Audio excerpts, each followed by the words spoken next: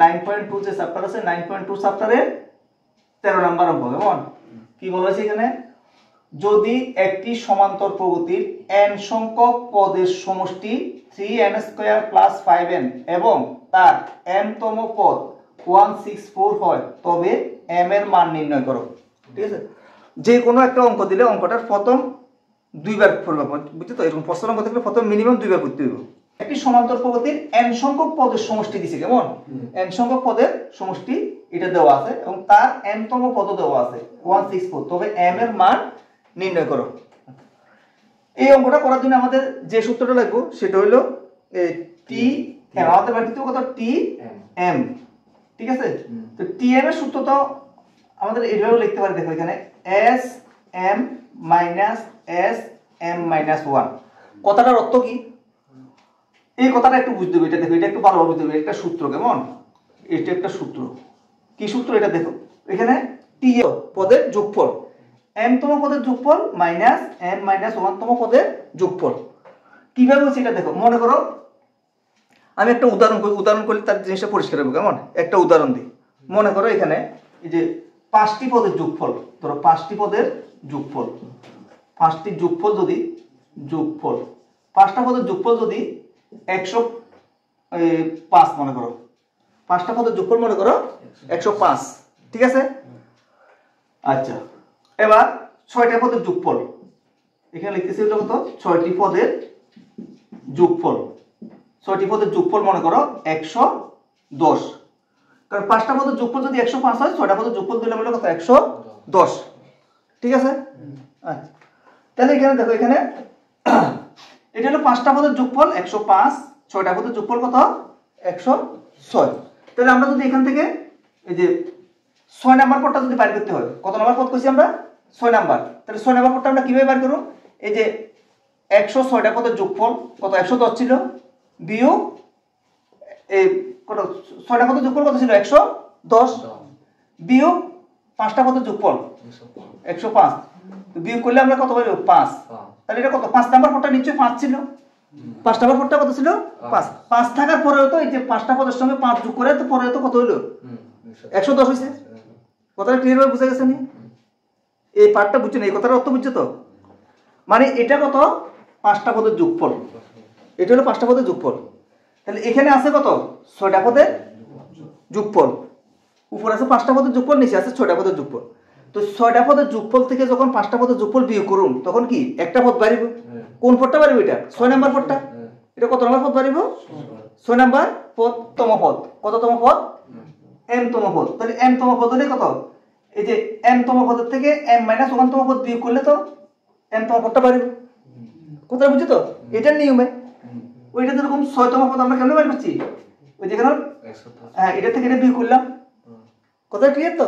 আচ্ছা, তার মানে ওই বেশি সংখ্যক পদ থেকে কম সংখ্যক পদটা বিয়োগ করছি, বিয়োগ করলে আমরা ওই পদটা বাইরে। কথাটা বুঝা গেছে? তো এখানে আছে ওই যে tn তম পদটা কিভাবে বের করব আমরা, ওই যে sm তম পদের যোগফল থেকে sm - 1 মানে তার থেকে একটা কম পদের যোগফলটা বিয়োগ করে দেব, বিয়োগ করলে ওই পদটা বাড়িব। এই পার্টটা ক্লিয়ার হয়ে বুঝছো নিকো? এটা বুঝলে তাহলে আমরা পরের পার্টটা করতে পারবো। কেমন এই যে এখানে এই যে আমরা একটা উদাহরণ দিয়ে বুঝলাম। এখানে যেমন 5টা পদের যোগফল যদি 105 হয় এবং 6টা পদের যোগফল যদি 110 হয়, তাহলে 6 নাম্বার পদটা কত হইব? ওই 110 এর থেকে 105 বিয়োগ, মানে 105 বিয়োগ করছি মানে কি, মানে 5টা পদ বাদ দিয়ে দিছি। 105 বিয়োগ করছি, কথার অর্থ কি 5টা পদ বাদ দিয়ে দিলাম। তো 5টা পদ বাদ দিলে কত 6 নাম্বার পদটা থাকবে। কোনটা থাকবে এখানে? 6 নাম্বার পদটা। আচ্ছা, এই সূত্র দ্বারা তাহলে আমরা অঙ্কটা করব। তাহলে আমরা এখানে লিখব হলো tsm মাইনাস sm মাইনাস 1। কেমন এটা আমরা লিখতেছি, এতটুকু বুঝছো তো? আচ্ছা, এবার এখানে একটা সূত্র দেওয়া আছে, তারা কি দিছে এখানে দেখো, n তম পদের যোগফল। কেমন n সংখ্যক পদের যোগফল, তাহলে n সংখ্যক পদের যোগফল মানে কত sn না? sn তারা কত দিছে এখানে 3n² প্লাস 5n, এটা দেওয়া আছে। এটা দেওয়া আছে হলো কি sn দেওয়া আছে। কেমন sn দেওয়া আছে। তাহলে আমরা এখানে এই যে sn এর জায়গাতে একবার m বসাবো আর একবার m - 1 বসাবো। sn এর জায়গাতে কি বসাবো? একবার m আর একবার m - 1। তাহলে এখানে লেখো সমান সমান দিয়ে এই জায়গাতে লিখতেছি কেমন, তাহলে এখানে প্রথমে এটা লিখি 3m² প্লাস 5m। এই sm সমান সমান এটা বুঝছো তো, এই যে এই সূত্র তারা যে সূত্রটা দেওয়া আছে কেমন, এই সূত্রটা বইয়ের মধ্যে দেওয়া আছে, এটা দেওয়া আছে তো, এটা এখানে দেওয়া আছে। এই যে দেখো, এই যে sm সংখ্যক পদের যোগফল কত, 3n² প্লাস 5m। এই n এর জায়গাতে আমরা m বসাই দিছি, n এর জায়গাতে কত বসাই দিছি, m মাইনাস, এবার m এর জায়গাতে আবার বসাবো হলো কত, m minus 1।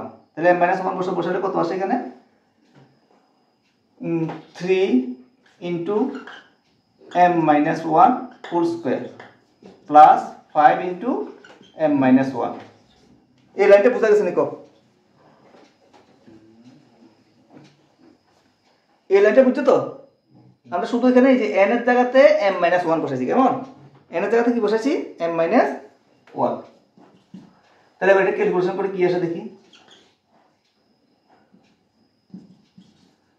3m² plus 5m minus, এটা সূত্র লিখতে হবে কেমন, 3 into m² square minus 2ab plus b²। এটাই প্রথমটা সূত্র লিখছি কেমন, প্লাস 5m মাইনাস 5। এখানে এটা দ্বারা এটা গুণ করছি, বুঝছো তো, 3m² প্লাস 5m মাইনাস, এবার এখানে গুণ করতেছে 3 দ্বারা, 3m² মাইনাস 3 2 6 6m প্লাস 3 একে 3 প্লাস 5m মাইনাস 5। ক্যালকুলেশনটা করো, একটু মনোযোগ দিয়ে করো ক্যালকুলেশনটা। 3m² plus 6m minus 3 minus 5m plus 5। এই যে মাইনাস দ্বারা সবগুলোকে গুণ করছি কেমন, এবারে কোনটা কোনটা কাটা যায় দেখো, এখানে এটা কাটা যায়, 3m² কাটা যায় কেমন, 5m কাটা যায়, আর কিছু কাটা যায়নি, প্লাস 2 এটা হয় কেমন। হ্যাঁ, এবার এখান থেকে m এর মান বের করতে হবে কেমন। m এর মান কিভাবে বের করব আমরা, tm তো দেওয়া আছে তো, tm কত দিছে তারা, এই যে m তম পদ কত 64। তাহলে লেখো এখানে m সমান সমান কত বাড়িছে আমাদের, 6m প্লাস 2। tm এটা বাড়লো তো, আচ্ছা। তাহলে tm এর মান কত দেওয়া আছে, এই যে এখানে বলা আছে কত, যে m তম পদ 164